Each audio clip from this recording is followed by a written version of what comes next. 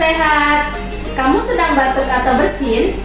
Tahukah kamu, saat batuk atau bersin terjadi pelepasan virus dan bakteri yang berasal dari pernapasan, baik melalui udara maupun cairan dari dalam tubuh kamu, yang dapat menular pada orang lain. Tapi, kamu dapat mencegahnya dengan melakukan etika batuk dan bersin yang benar. Saat kamu batuk atau bersin, jangan lupa gunakan tisu atau sapu tangan untuk menutup mulut dan hidung kamu seperti ini. Buang tisu bekas pakai pada limbah infeksius.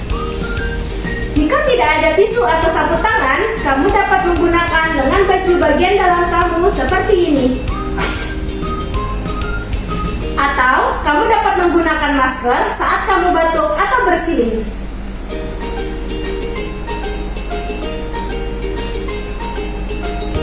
Segeralah cuci tangan dengan menggunakan air yang mengalir atau cairan yang berbasis alkohol.